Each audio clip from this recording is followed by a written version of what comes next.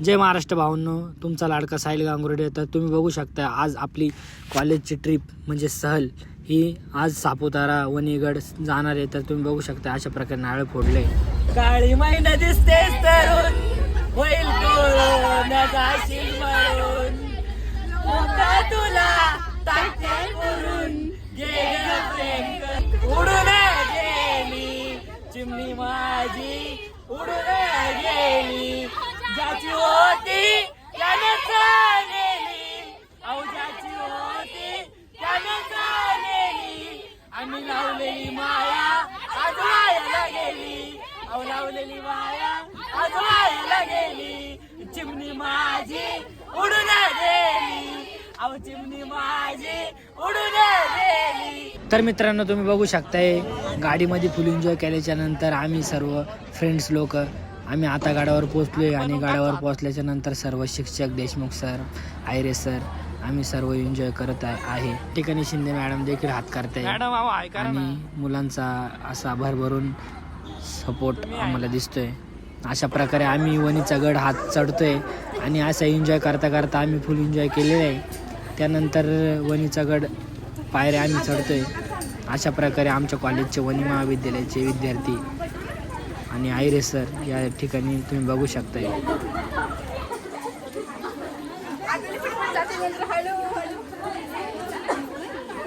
बोल अंबे की सप्तशृंगी माता की जय.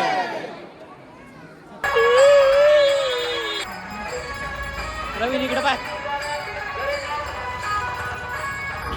देशमुख सरांनी आयुष्यातला फुल असा एन्जॉय घेतलेला आहे आणि त्याच देखील प्रवीण नाना व मी आम्ही सर्वांनी गडावर आनंद घेतलेला आहे. होऊ शकता आता आम्ही चाणकापूर डॅमवर आलोय आणि फुल एन्जॉय केलाय. आता आमचे देशमुख सर घंटे वाजून तुम्हाला दाखवतील काही विषय रे. सर्व मुलं आनंद घेते इथं आम्ही पण फुल आनंद घेतलाय. मॅडम सुद्धा आनंद घेते आणि फोटो एकदम छान प्रकारे असं काढताय. शिंदे मॅडम थोड्या वैतागले. या सहली दरम्यान आपल्याला विविध असे क्षेत्र आपण निवडले की ज्यामधून आपल्याला वेगवेगळ्या प्रकारची माहिती ही मिळू शकते. पहिलं हे स्थान आपण सप्तशृंगी देवीचं घेतलं. त्यानंतर आपण जो काही पूर्वी 1903-4 ते 11-12 या कालखंडामध्ये जो काही हा कसमादे कळवण देवळा मालेगाव सटाणा हा परिसर जो काही दुष्काळग्रस्त होता त्या कालखंडामधील इथल्या शेती क्षेत्राला पुरेसा असा पाणी पुरवठा नव्हता. त्या काळात म्हणजे इंग्रजांच्या कालखंडामध्ये या धरणाचं बांधकामाची सुरुवात झालेली आहे. ती 1903 मध्ये झाली आणि 1911 मध्ये हे कामकाज पूर्ण झालं.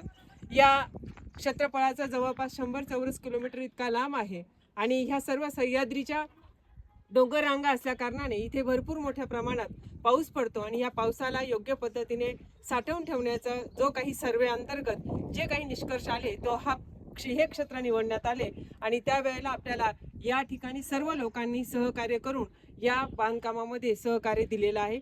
आणि आज आपण पाहतो की याची खोली जी आहे ती जवळपास 140 चौरस किलोमीटर खोल आहे आणि त्यामुळे इथे पावसाळ्यापासून तर पुढचा पावसाळा येईपर्यंत मोठ्या प्रमाणात पाण्याचा उपलब्ध पुरवठा असतो.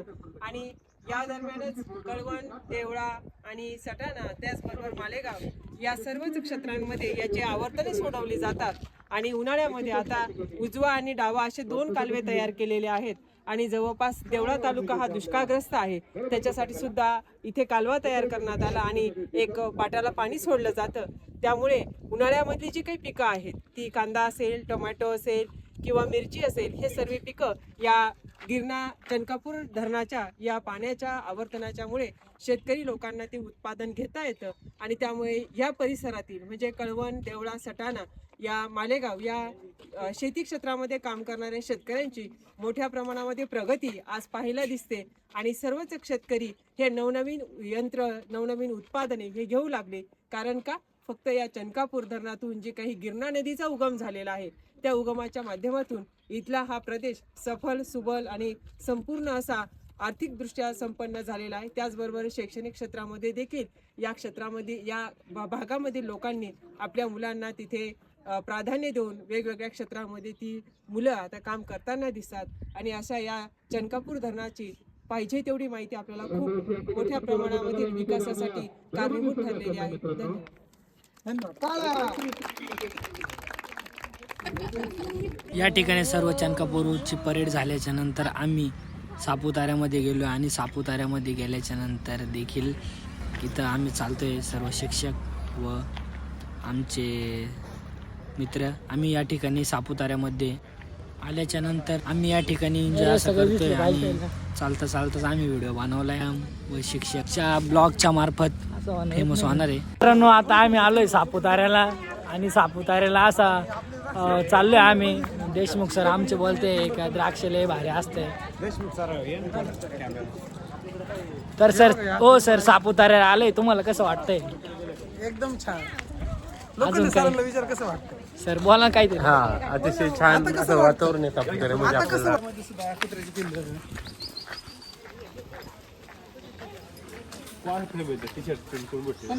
सापुताऱ्यामध्ये आलोय आम्ही आणि आमचे सर्व शिक्षक आणि आमचे प्रवीण दादा खूप आम्ही असा आनंद घेतलाय आणि तसं आम्ही तुम्हाला पुढं दाखवणारच आहे व्हिडिओच्या मार्फत नजारा. त्यानंतर या ठिकाणी तुम्ही बघू शकताय गाड्यांचा ताफा, त्याच्यानंतर साईकच्या नंतर आता बंदूक घेऊन म्हणते ओढून टाकू. डायरेक्ट इथं फायर केलं, डायरेक्ट छर्रा ओढला. काय आयरे सरांनी पण बंदूक घेतली आणि प्रवीण नानांनी गोळी मारली, फुगा फुटला सापुताऱ्याला. त्याच्यानंतर मग आता इथं बोट बीट आहे, मग आम्ही काय बसत नाही त्याच्यामध्ये. इकडं बोट फिरते, एन्जॉय चालू आहे. प्रवीण नाना सापुताऱ्यामध्ये फुल एन्जॉय केला आणि मग काय नंतर थोडी झोप लागली, म्हटलं झोपून घेऊ थोडस. नजारा आहे इथं, आनंद घेते पोरं पोरी, आम्ही पण आनंद घेतलाय. प्रवीण नानाला विचारलं कसं वाटतंय तुला सापुताऱ्याला पाणी सुटायला लागलं काय नाना. त्यानंतर आम्ही सापुताऱ्यामध्ये मंदिरामध्ये आलोय, तुम्ही बघू शकता अशा प्रकारे मंदिर आहे. हे बघू शकता मित्रांनो तुम्ही अशा प्रकारे मंदिर आहे आणि हे मंदिर खूप असं छान प्रकारे याची डिझाईन केलेली आहे. अशा प्रकारे तुम्ही बघू शकता हे मंदिराचा देखावा. अजून आपण तुम्हाला मधून पण दाखवणारे मंदिर अशा प्रकारे. इथे सर्व वनी महाविद्यालयाचे विद्यार्थी व शिक्षक सर्व मूर्ती बघत आहे, तर तुम्ही पण बघू शकता अशा प्रकारे मूर्त्या आहे या ठिकाणी बनवलेल्या आहे. आणि ही या ठिकाणी सर्वात महत्त्वाची मूर्ती आणि मेन मूर्ती आहे. तुम्ही बघू शकता अशा प्रकारे गोल्डन कलर दिलेला आहे याला. अशा प्रकारे या ठिकाणी तुम्ही बघू शकता.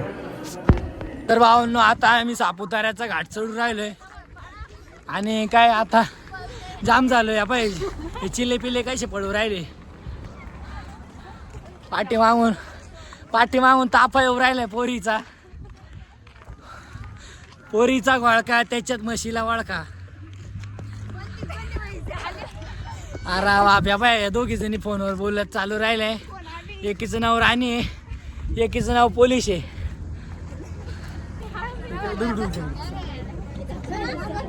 सनसेट आलाय. भावांनो हा ब्लॉग फक्त मनोरंजनासाठी बनवला आहे, त्यामुळे कोणी मनाला लावून घेऊ नये. मग काय भावांनो सापुताऱ्यामध्ये एंट्री झाली, प्रवीण नाना खुश झाला. काय त्यानंतर सापुताऱ्यामध्ये एंट्री झाल्याच्या नंतर तुमचा भाऊ बसला घोड्यावरती बसल्याच्या नंतर फुल असं एन्जॉय घेतलाय. घोडाला पळवला, मग नंतरून सगळे पोरं पाहत होते माझ्याकडं. मग काय घोडा एकदम खतरनाक मध्ये पळवला, घोडा शिकून गेलो. मग काय घोड्यावर एन्जॉय केल्याच्या नंतर आम्ही वणीच्या दिशेने निघालो. तुम्ही बघू शकता सापुतारा झाल्याच्या नंतर आम्ही हॉटेल रामदेव या ठिकाणी भेट दिली आणि इथं जेवणाचे नियोजन केलेलं आहे. तर तुम्ही बघू शकता अशा प्रकारे. मित्रांनो सर्व सापुतारा फिरून आल्याच्या नंतर आम्ही आलोय वणीच्या हॉटेलला जेवण करण्यासाठी. तर तुम्ही बघू शकता अशा प्रकारे इथं मुलं जेवण करताय.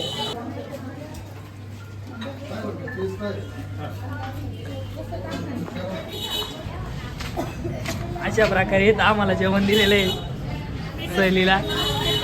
कसं वाटलं मॅडम तुम्हाला जेवण? जेवण छान आहे का? जेवण छान आहे. दीदी तुला काय वाटलं जेवणाबद्दल? चांगलं आहे का? खूप छान. बघू शकताय मित्रांनो अशा प्रकारे हा डेझर्ट आहे.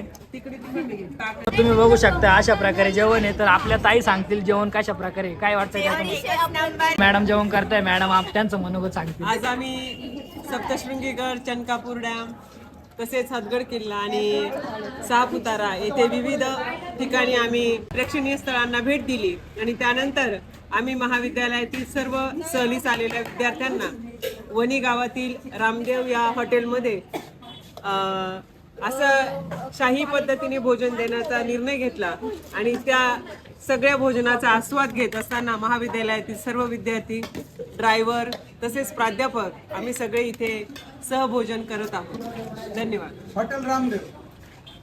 रामदेव यांचे ओनर आपले त्यांचं मनोगत व्यक्त करणार. समजा तुम्हाला माझं मॅनेजमेंट इथलं आवडलं का? हो आवडलं. तुम्हाला जर मॅनेजमेंट आवडलं असेल, आमचा हेतू पहिले एकच असा राहतो का जो आमच्या हॉटेलला भेट देतो. आता हॉटेलच्या तुम्ही भरपूर जाहिराती बघत असाल, हा प्रत्येक विद्यार्थी त्याला घरी जाऊन सांगेल का हॉटेल रामदेववर घरी जेवण चांगलं भेटतं. ही आमची संकल्पना आहे. वणी शहरात रोज कमीत कमी 50 ते 100 कुटुंब आमच्या हॉटेलच्या भाज्या वगैरे 50 ते 100 कुटुंब आमच्या हॉटेलच्या भाज्या घेऊन जातात. का घरी काही नसलं तर आमच्या हॉटेलची भाजी चॉईस करतात. आणि वणीमध्ये कमीत कमी दर हप्त्याला 500 लोक कुटुंब आणि 500 कुटुंब आमच्या हॉटेलचे संपर्कात राहतात. आता सगळा ऑनलाईनचा जमाना झाला आहे. ते फोन करतात, त्यांचा माणूस येतो, आमचा QR कोड सुद्धा त्यांच्याकडे आहे.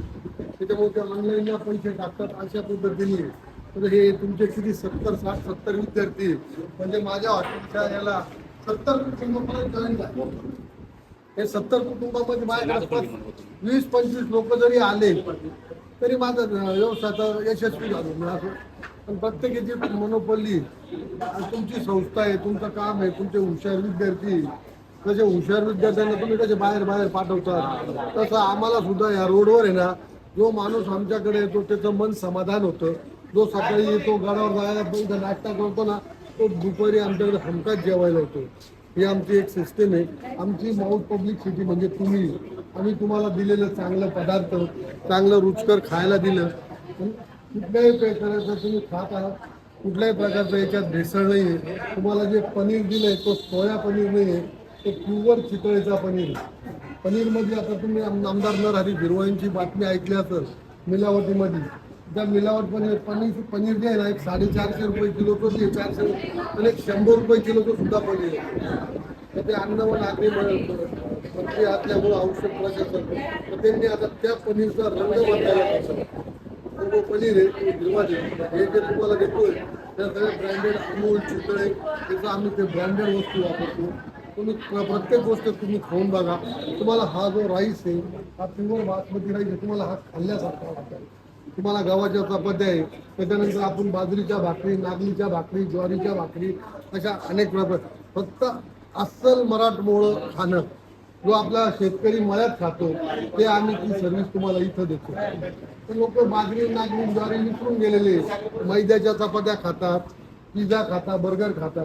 तर आता आम्ही त्याच्याकडून सोडून आम्ही परत जुन्या आठवणींना पिठलं, नागलीची भाकर, लसणाचा ठेचा या पद्धतीने हे आम्ही या परिसराच्या आजूबाजूला काम चालू केलं आहे. त्याला चांगला प्रतिसाद भेटतोय. पण तुम्ही जे नाव ऐकून आले त्याच्याबद्दल तुमचं धन्यवाद. नमस्कार, मी प्राध्यापक राजेंद्र आहिरे, वणी महाविद्यालय. वणी महाविद्यालयाच्या वतीने राज्यशास्त्र आणि अर्थशास्त्र या विभागामार्फत एक दिवसीय सहलीचं आयोजन करण्यात आलेलं होतं. त्या सहलीचं नियोजन त्याबरोबर आपल्या Pawar madam, Deshmukh sir, Lokhande sir, Shinde madam यांनी केलं. हे एक दिवशी सहल यशस्वीरित्या पार पाडल्यानंतर आपण येथे वणी परिसरातील रामदेव हॉटेल या ठिकाणी सर्व विद्यार्थ्यांना भोजनाची व्यवस्था केलेली होती. यामध्ये या हॉटेलचे मालक शर्माजी यांनी आपल्याला एक दिवसामध्ये जवळपास 75 विद्यार्थ्यांच्या भोजनाची व्यवस्था व्यवस्थितरित्या आणि माफक दरामध्ये करून दिली. त्याचबरोबर सर्व विद्यार्थ्यांना भोजनासाठी चांगल्या प्रकारे रुचकर असं भोजन या ठिकाणी करून दिलेलं आहे. सर्वच विद्यार्थ्यांना भोजन हे आवडलेलं असल्यामुळे नाव लोक आहे तो वाढत असून अनेक पालकांना या माध्यमातून या ठिकाणी मेसेज जाणार आहे की या हॉटेलमध्ये मिळणारं जे काही भोजन आहे ते खूप छान पद्धतीने दिलं जातं. मी माझ्या या परिचयाच्या माध्यमातून असं निवेदन करेल की आपण देखील या रामदेव हॉटेलमध्ये येऊन भोजनाचा आस्वाद घ्यावा आणि त्या ठिकाणी येऊन आम्हाला यावे ही विनंती करतो. धन्यवाद. धन्यवाद मित्रांनो, तुम्ही हा ब्लॉग शेवटपर्यंत बघितला.